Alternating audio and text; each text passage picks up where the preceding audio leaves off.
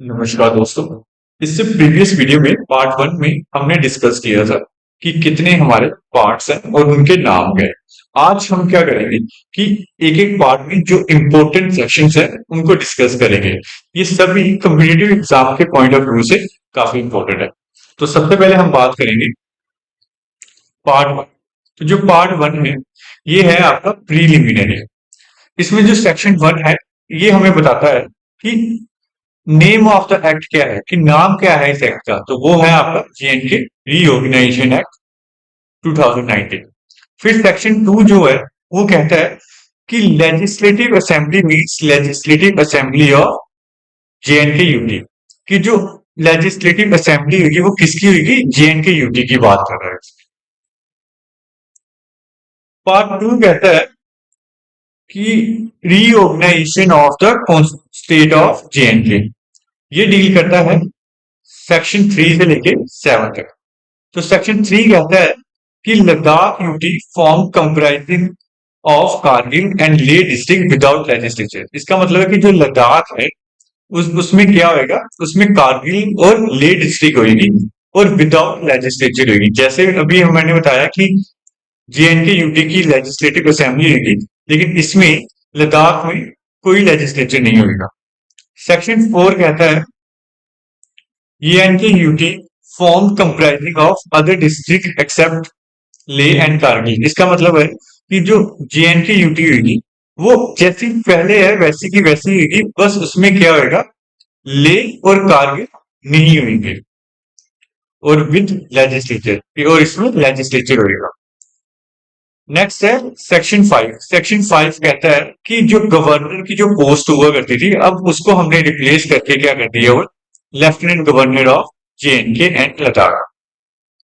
और इनको अपॉइंट कौन करेगा, हमारा प्रेसिडेंट। डायरेक्ट क्वेश्चन आ जाता है और वो कहता है कि सेक्शन सिक्स में क्या है। तो जो सेक्शन सिक्स है वो डील करता है amendment of the first schedule of the constitution. आपने डायरेक्ट लर्न करके रखना है कि सेक्शन सिक्स किसकी बात करता है। वो कहता है amendment of first schedule of the constitution. GK SSB में जितने भी एग्जाम्स है उसमें ये काफी इंपॉर्टेंट है, रीऑर्गेनाइजेशन एक्ट।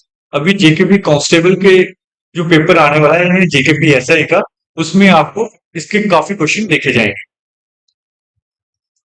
सेक्शन सेवन की बात करें, ये कहता है restoration of power of UT of J and K to alter name boundary etcetera of any area.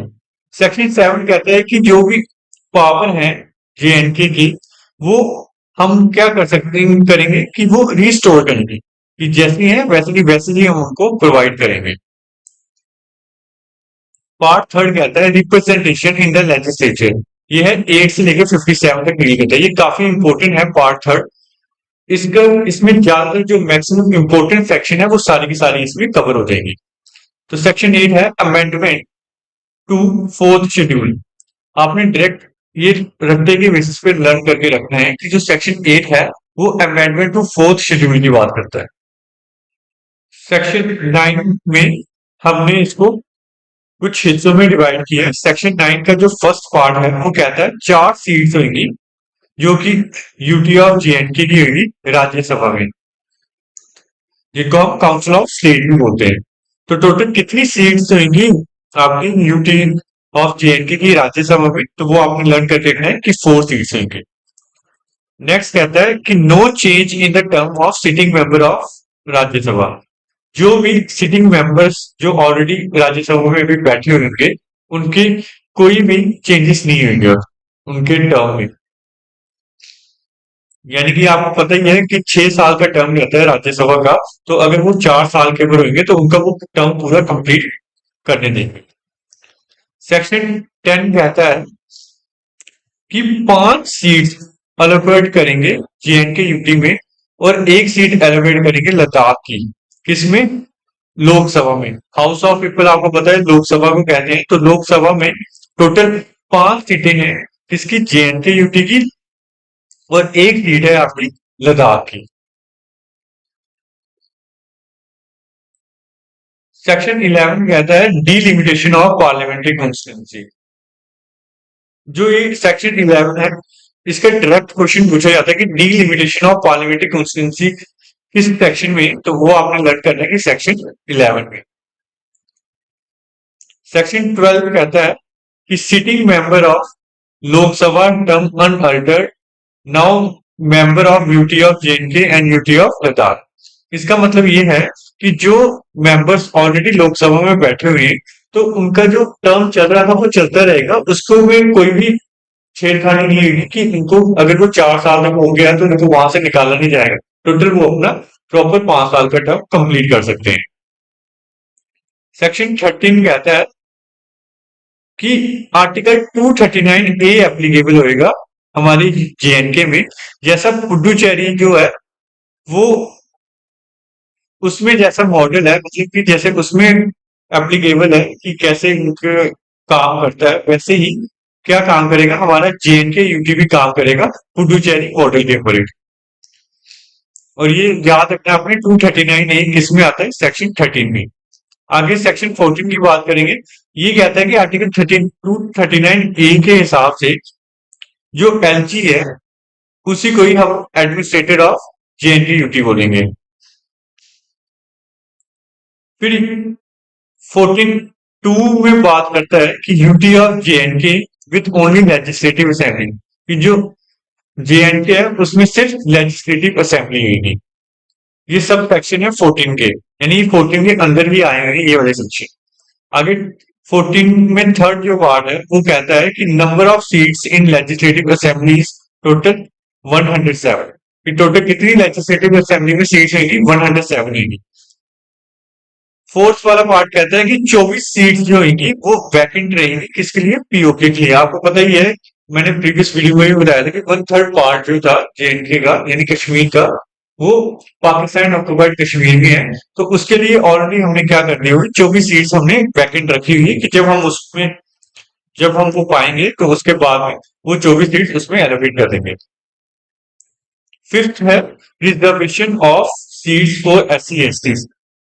तो 14 का जो फिफ्थ पार्ट है वो कहता है कि देखिए इसमें हम SC/ST को भी सीट्स देंगे लेजिस्लेटिव असेंबली में, जो कि जेएनके की यूटी की होगी। सिक्स कहता है कि जो सीट्स हम SC/ST को देंगे वो हम जो पॉपुलेशन सेंसस हुआ है 2011 उसके हिसाब से। सेक्शन 15 कहता है कि एलजी क्या कर सकता है कि 2 वीमेंस को नॉमिनेट कर सकता है, किसमें, लेजिस्लेटिव असेंबली में, अगर उनको लगता है कि लेजिस्लेटिव असेंबली में प्रॉपर वीमेंस की रिप्रेजेंटेशन नहीं है। अगर सेक्शन 16 कहता है qualification of member of legislative assembly, जो एमएलए हैं की क्वालिफिकेशन क्या रहेगी, उनका क्या रहेगा कि 25 साल कम से कम उनकी एज होनी चाहिए और सिटीजन ऑफ इंडिया होना चाहिए। सेक्शन 17 कहता है ड्यूरेशन ऑफ लेजिस्लेटिव असेंबली, कि जो लेजिस्लेटिव असेंबली है उसकी ड्यूरेशन क्या रहेगी, तो वो रहेगी आपकी 5 ईयर्स।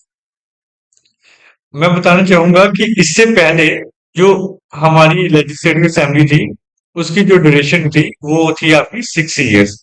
तो अब जो है, अब इसकी ड्यूरेशन होगी हुई है 5 ईयर्स। सेक्शन 19 कहता है speaker and deputy speaker of legislative assembly. इस जो लेजिस्लेटिव असेंबली है उसका स्पीकर भी होगा और डिप्यूटी स्पीकर भी होगा, ये आपने लर्न करना है, सेक्शन 19 में आता है। सेक्शन 21 कहता है special address by LG in legislative assembly at first session. इसका मतलब ये है कि जो फर्स्ट सेशन होएगा, यानी कि जब पहली बारी लेजिस्लेटिव असेंबली बैठेगी तो उस टाइम पर सबके सामने इस लेजिस्लेटिव असेंबली को एड्रेस कौन करेगा, हमारे एलजी साहब एड्रेस करेंगे।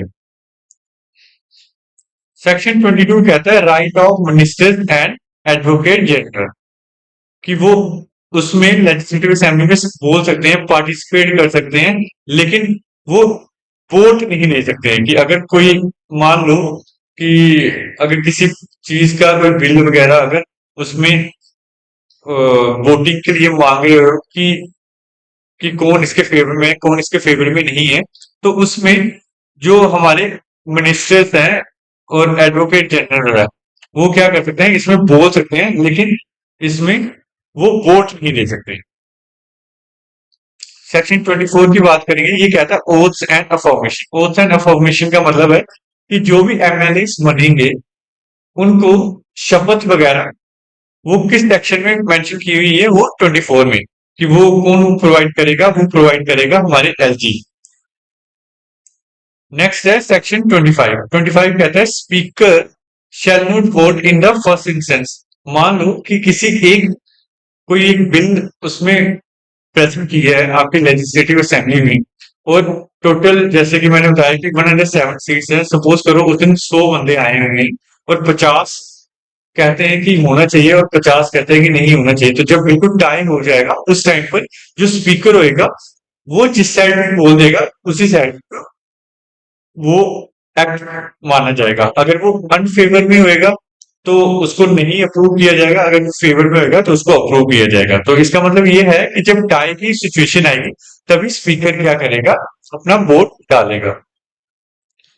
सेक्शन 27 की बात करें, ये कहता है disqualification of member of legislative assembly, कि जो अगर किसी एमएलए को डिस्क्वालीफाई करना है तो वो किसमें है, सेक्शन 27। सेक्शन 28 की बात करें, एंटी डिफेक्शन लॉ की बात करता है। ये डायरेक्ट आपने लर्न करना है कि एंटी डिफेक्शन लॉ आपका किस सेक्शन में आता है, वो आता है आपका सेक्शन 28 में। सेक्शन 32 की बात करें, ये कहता है power of legislative assembly to make law on any subject mention in the state in the schedule except public and police. कह रहा है कि लेजिस्लेटिव असेंबली कोई भी लॉ बना सकती है, कुछ भी बना सकती है, लेकिन दो चीजों को छोड़ के, पब्लिक ऑर्डर और पुलिस से रिलेटेड कोई भी लॉ को छोड़ के बाकी सभी लॉ कौन बना सकती है, आपकी लेजिस्लेटिव असेंबली बना सकती है। सेक्शन 36 की बात करें, ये कह रहा है recommendation of LG before introduction of money bill in the legislative assembly. इसका मतलब ये है कि अगर लेजिस्लेटिव असेंबली में मनी बिल को इंट्रोड्यूस कर रहे हैं तो सबसे पहले आपको हमारे लेफ्टिनेंट गवर्नर की मंजूरी लेनी पड़ेगी। अगर वो रिकमेंड करेंगे तो तभी आप उस बिल को लेजिस्लेटिव असेंबली में डाल सकते हैं।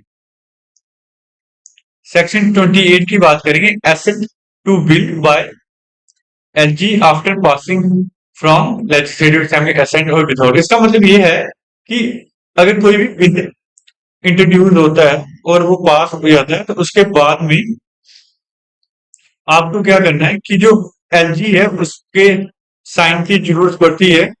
तो एलजी के पास ये पावर है कि वो क्या कर सकता है कि उस बिल को ओके कर दे, या फिर उस बिल को रोक ले, या फिर वो क्या करे, वापिस कर दे। लेकिन इसमें से मनी बिल को नहीं कर सकता, क्योंकि मनी बिल इंट्रोड्यूस ही तभी होता है जब रिकमेंडेशन मिलती है किसकी, एलजी की। लेकिन वो ये भी कर सकता है कि उस बिल को प्रेसिडेंट के पास भी भेज सकता है।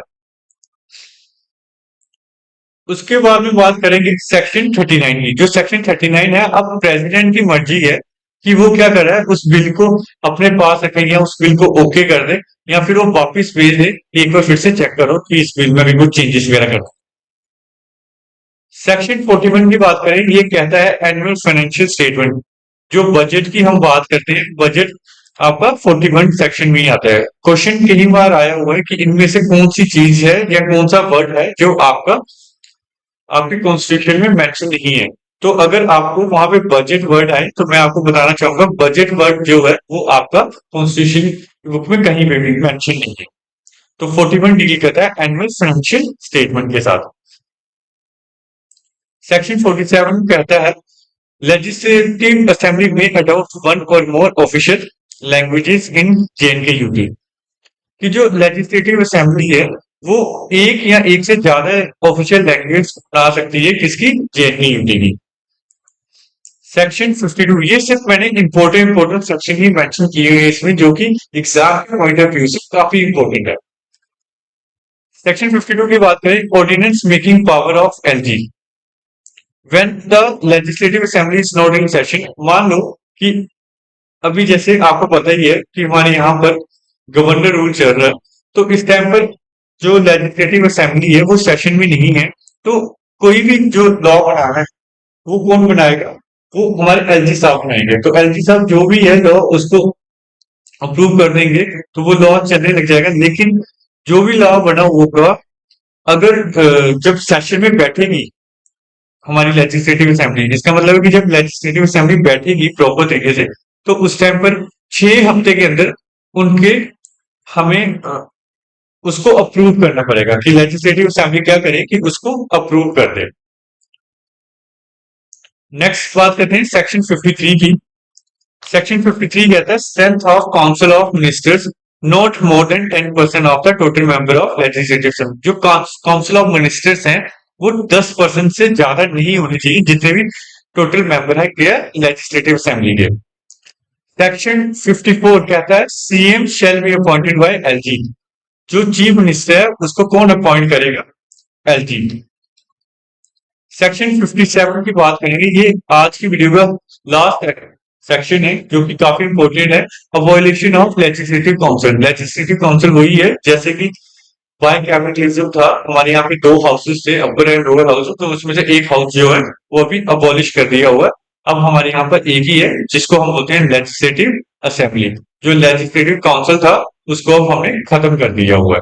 तो ये किसमें? सेक्शन 57 में। ये जितने भी मैंने सेक्शन बताए हैं, ये अगर आपने इसको अच्छे से लर्न कर दिया तो आपका 60% जो है रीऑर्गेनाइजेशन एक्ट वो आपका कवर हो जाएगा। इसके पीछे रह जाएगा 40%, वो मैं आपको होपफुली नेक्स्ट वीडियो में प्रोवाइड करूंगा। तो आप ये सभी अच्छे से नोट आउट कीजिएगा और लर्न कीजिएगा।